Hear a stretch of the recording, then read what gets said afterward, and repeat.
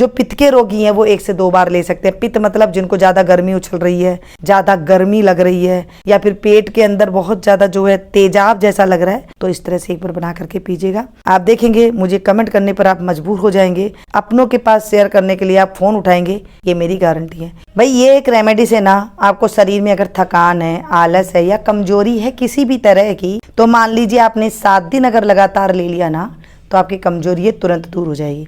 जी हाँ, ये कोई आपको डॉक्टर नहीं बताएगा, ना ही कोई आपको वैद्य बताएंगे, ये हमारे घर के बड़े बुजुर्ग जो दादी नानियाँ मम्मी हैं वही आपको ये बताएंगी। तो चलिए आज हम शुरू करते हैं इस रेमेडी को।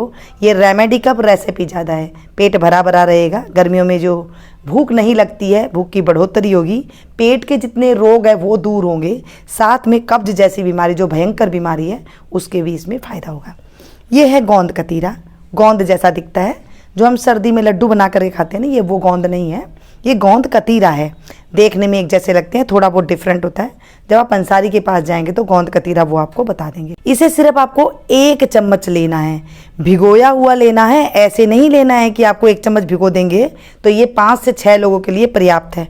मान लीजिए आपने रात को इसे 1 चम्मच को भिगो दिया है, तो आपके घर के जितने भी सदस्य हैं सभी इसको ले सकती हैं।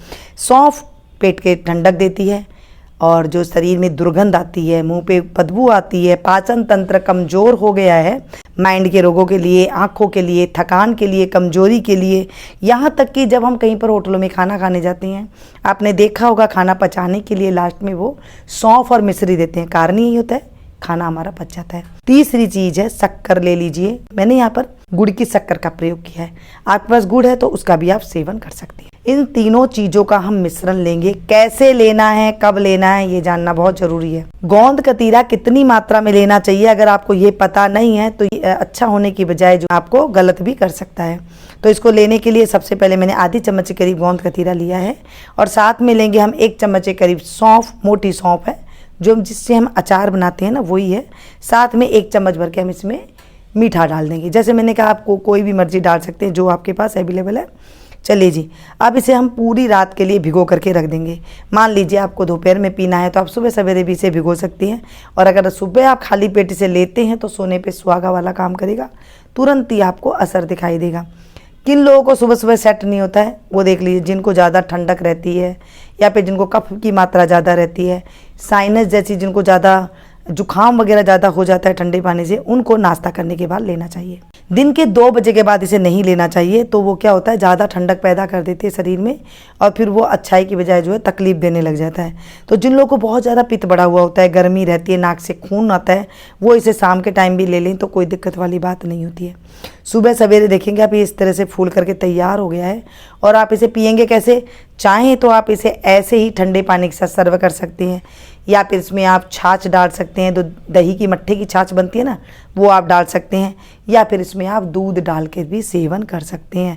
हर तरीके से इसका सेवन कर सकते हैं। हमारी दादी नानियाँ ना अक्सर जैसे गर्मी, बहुत जो गर्मी आती थी ना, जब नौ तपा शुरू होता था, तेज गर्मी होती थी ना जेठ के महीने की, तब ये काम शुरू कर दिया करती थी। सबसे पहले ये दिया करती थी, उसके बाद कुछ हमें और खाने को मिलता था। तो जब हम ऋतु के अनुसार खाना खाते हैं तो हमारा जो शरीर का बैलेंस है ना वो अच्छा होने लग जाता है। तो हमारे घर में बड़े बुजुर्ग को पता था कि हमें ये चीज़ें खानी है, और उसके बाद दिन भर आप चाहे कितनी मर्जी गर्म चीज़ें खाओ, वो आपके शरीर को कोई भी नुकसान नहीं पहुंचाएगा। लेकिन अगर खाली पेट आपने ये खा लिया तो आपके और जो रोग है आपके शरीर के पित्त की वजह से बढ़े हुए होते हैं, जैसे सर घूमने वाली प्रॉब्लम, नाक से नक्सीरी आना, पेट की गड़बड़ाहट होना, कब्ज जैसी बीमारी होना, उसके लिए न जाने कितनी कितनी आप लोग दवाई लेते हैं बाजार से। एक बार ये मेरे कहने से एक बार आजमा करके देखिएगा, 7 दिन में आपके चेहरे की रंगत अच्छी हो जाएगी। आपको अगर झुर्रियाँ जैसी प्रॉब्लम है तो आप जवान दिखने लगेंगे। जी हाँ, इससे स्किन जो है टाइट होगी, चेहरे पे ग्लो आएगा, और आपकी बॉडी जो है आलस रहित हो जाएगी, मतलब आलस नहीं आएगा।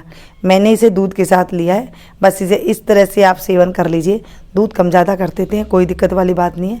अगर कम ज़्यादा गोंद कतीरा भी हो जाता है तो भी कोई बात नहीं है।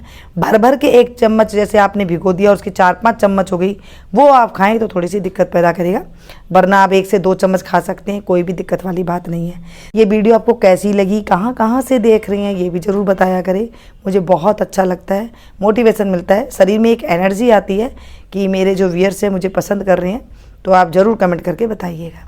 मिलती हूँ फिर से एक नई वीडियो में नई एक और जानकारी रेसिपी के साथ। तब तक आप लोग देखते रहिएगा मीनू गुप्ता किचन।